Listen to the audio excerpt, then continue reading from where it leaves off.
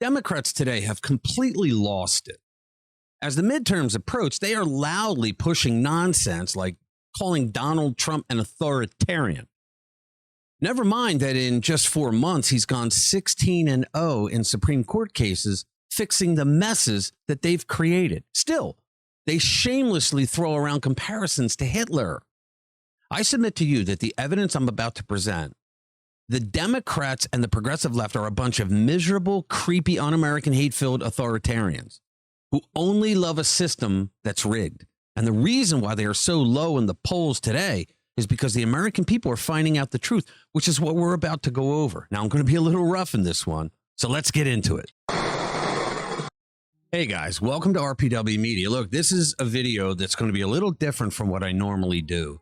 I'm just so sick and tired of hearing the left and the Democrats trash our way of life. I'm talking about the American way of life, everything that is wholesome and decent and good. So I've had it with the progressive left in this country, haven't you?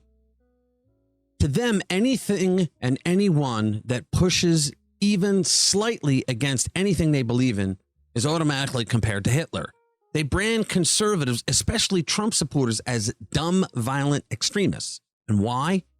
Because of a 2.5-hour riot that erupted after Capitol Police ordered to fire rubber bullets and tear gas into a crowd of peaceful protesters on January 6th. Yeah, nobody on the right supports what happened on January 6th. But the left just exploded it and tried to blame every single evil in the world on that moment. Meanwhile, the same government unleashes Antifa and other street thugs as their own street shock troops, targeting conservatives or anyone who dares to step out of line with their progressive agenda. The left was behind cancel culture to the point where they would fight to get you to lose your livelihood if you disagreed with their cultural Marxism. Right now, the left and the Democrats are fighting with federal police who are trying to execute arrest warrants to deport illegal aliens who don't belong here and who harm Americans. And when you try to rationalize with the libnuts, they say back to you that anyone who supports ICE probably would have turned in Anne Frank too. I heard this in a Facebook reel from a friend, Jack, who sent it to me recently as I was watching. I couldn't believe it. And what's wrong with these Dunning-Kruger effect award winners? They're not smart enough to understand that conservatives wouldn't turn Anne Frank into ICE because she was a legal citizen. You see, progressives conflate legal and illegal immigration like there's no difference between them. And they say we are the dumbasses. Democrats are also at war with Trump for deploying the National Guard to crack down on murders and rampant crime in blue cities across the country. And the shocking part is that their own voter base cheers them on, backing the fight to keep lawlessness alive in their own communities. Look, let's be real. These are the same zealots who championed vaccine passports without blinking. They clapped when police barged in to shut down churches during COVID. They even celebrated when California cops arrested a lone surfer out on the ocean, nowhere near another soul, all because he wasn't wearing a mask. Think about that. This isn't an exaggeration, guys. It really happened. And they proudly stood behind their authoritarian leaders while they did it. Liberals encouraged people to rat out their own neighbors and family members. The lunatics in the blue state governments created hotlines to call and snitch on people if they had more than 5 people over for Easter. Just think about that. Easter Sunday, a day meant for family, faith, and celebration. And they wanted you to dial a hotline so the police would show up because grandma showed up with a pie. And God forbid if a liberal caught you without wearing a mask. Yet many of their blue state leaders were caught breaking their own COVID rules by going out to fancy restaurants and other gatherings without wearing a mask, without maintaining social distancing. We saw them on film. And yet the libnuts who voted for them had no problem with that double standard. And speaking of COVID, the lefties supported and encouraged the Biden administration to censor free speech on all social media platforms if people talked about anything concerning COVID without the approval from the oligarchy and the administration. Facebook shut down the viral live-streamed White Coat Summit video featuring a group called America's Frontline Doctors on July 28, 2020. The video was removed for making false claims about treatments for COVID, including promoting the unproven drug hydroxychloroquine, as they called it. So who ordered that? It certainly wasn't Donald Trump.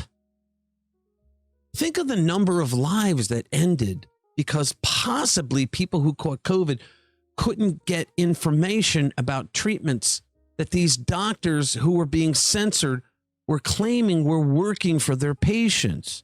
And it's still going on because I might get in trouble for speaking these truths. They supported vaccine mandates or people would lose their jobs. They then had the balls to think that the government had the right to shut down businesses and decide which American workers were essential or not. The progressives politicized science, for goodness sake. They made it so that the American people no longer trust medicine. They told us things that we knew were lies, and yet we had to act like we accepted them, or we could have gotten in real trouble. For example, the Biden administration pushed the idea that COVID was the pandemic of the unvaccinated. Think about that. The left stood by while more than 20 million illegal aliens poured into this country under Biden, showing zero concern for the Americans paying the price. They didn't care when Americans lost their jobs to them. They didn't care when Americans lost their lives because of them. Instead, they smeared anyone who spoke out as a racist. And it went even further. They floated the idea that Trump supporters should be shipped off to education camps. You remember that? They pushed mask mandates on toddlers. They doxed people just for making political donations to people they didn't like. They stood behind the FBI spying on parents who complained to school boards about woke policies infiltrating their children's private areas and schools. They cheered when political opponents were arrested. That's who they are. The left has become a band of domestic terrorists. The irony couldn't be clearer. The same crowd that weaponized government agencies against parents now dares to point fingers and label everyone as dangerous if they don't agree with their Marxist beliefs and ideologies. For progressives, anything they oppose magically becomes a threat to democracy. Take Colorado, for example, the first state to try to boot Donald Trump off the ballot by twisting the 14th Amendment's insurrection clause into something it was never meant to be. Last I checked, one of the fundamental rights in a constitutional republic is the democratic process of having the ability to vote for the person you want to represent you. And it didn't stop there. They even set up so-called hate speech hotlines just to turn people in for saying things that the government didn't approve of. Free speech, anyone? They tried to erase books that tell America's story. That was never about protecting anyone, as they said. It was about controlling you. It's the same playbook communists have always used. Strip away a nation's history by tearing down statues, rewriting the record, and feeding people a distorted version of events until they forget what life was like before the takeover by the commies. And then, with unbelievable audacity, the left turned around and accused conservatives of banning books in schools. In reality, all we did was take out graphic, sexually explicit material from elementary school libraries that was being pushed on 10-year-olds. It's a big difference. The progressive left has completely wrecked what used to be the legacy media. Fake news isn't just an insult anymore. It's the truth. The so-called mainstream press lies to you more often than it tells you what's actually happening. The left goes after innocent people and small businesses whenever they sense the government will look the other way, just for fun. They still push for defunding the police in some areas of the country and scrapping bail laws, leaving that tiny fraction of repeat offenders, maybe 5% of the population, responsible for nearly all the crime, to roam free on the streets and keep wreaking havoc. They cast a vote for Kamala Harris, the same person who publicly tweeted her support during the St. George Floyd riots for a group that collected donations to bail out rioters so that they could be released and head right back to the streets to cause more chaos.